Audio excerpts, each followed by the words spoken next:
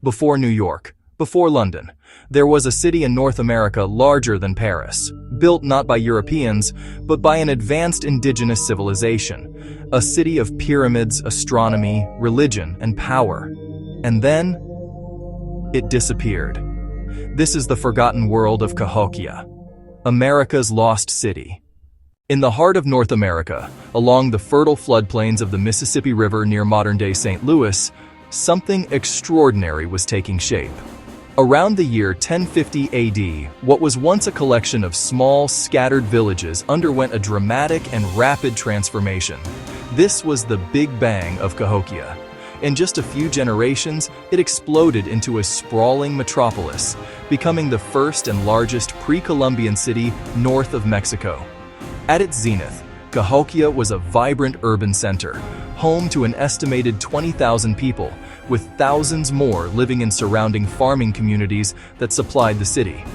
To put that into perspective, its population rivaled and likely surpassed that of London at the time. While many European capitals were still modest towns, Cahokia was a true megacity, a testament to a sophisticated and powerful society.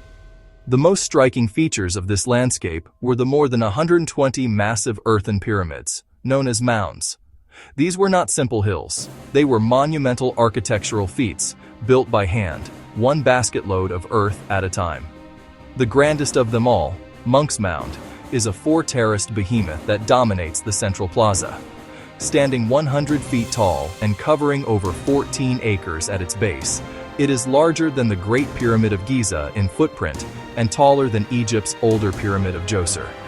This was the political and religious heart of the city, where a paramount chief would have ruled from a massive building at its summit. This wasn't a tribe, it was a civilization, complete with complex urban planning, social hierarchy, and a reach that extended across the continent. Cahokia was not an accident of history. It was engineered with breathtaking precision. The entire city was laid out on a master grid, aligned to a celestial blueprint that governed both the physical and spiritual lives of its inhabitants. This was a society built on order. At its heart were vast, leveled plazas, some spanning nearly 50 acres, serving as public squares for markets, ceremonies, and games. Grand causeways connected the city's precincts, a testament to a highly organized labor force directed by a powerful central authority. This precision extended to the cosmos. Archaeologists have uncovered evidence of astronomical observatories, most famously Woodhenge, a large circle of timber posts. It functioned as a sacred calendar, perfectly tracking the solstices and equinoxes. These alignments dictated the rhythms of life, from planting crops to performing rituals, centuries before similar scientific endeavors in Europe. Such a complex society was fed by a revolution in agriculture. Cahokians mastered the cultivation of maize, beans, and squash, creating a resilient food system that could sustain tens of thousands of people. They transformed the floodplain into a fertile breadbasket, the engine of their urban explosion. With a surplus of food came a surplus of power. Cahokia became the hub of a continent-spanning trade network. Raw copper from the Great Lakes, marine shells from the Gulf of Mexico, and obsidian from the Rocky Mountains all flowed into the city. These weren't just goods. They were symbols of influence, prestige, and political connection. For a time, all roads led to Cahokia. This was, without question, North America's first and greatest economic superpower. And then, it vanished. By the year 1400, Cahokia was abandoned. No fires, no conquest, no written explanation, just silence. Theories range from climate change, to floods, to overpopulation, to civil war, to something far darker, religious collapse.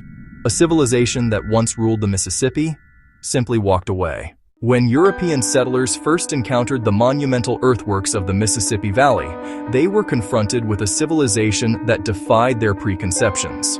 Unable to reconcile such sophisticated engineering with their views of indigenous peoples, they invented a fiction. The myth of a lost race of mound builders, perhaps Vikings or a lost tribe of Israel, anyone but the ancestors of the people living on the land. This convenient narrative served a dual purpose. It not only explained the mounds but also justified the displacement of Native Americans, severing their connection to a heritage deemed too advanced for them to have created. The truth was simply too inconvenient to accept. For centuries, this historical erasure was nearly absolute. Cahokia was written out of American history, its mounds leveled for farms and cities, its story silenced. In St. Louis, just across the river, dozens of mounds were systematically destroyed, earning it the tragic nickname Mound City, even as its namesakes vanished. An entire chapter of human history on the continent was relegated to folklore. A forgotten empire lay dormant, buried by soil and time. The memory of North America's first great city was almost lost forever. Cahokia is a reminder. Great civilizations can vanish in a moment, without war, without warning, without even being remembered. But now, we remember. And the question remains, will the same fate one day find us? Subscribe to Chrono for more videos that bring history to life.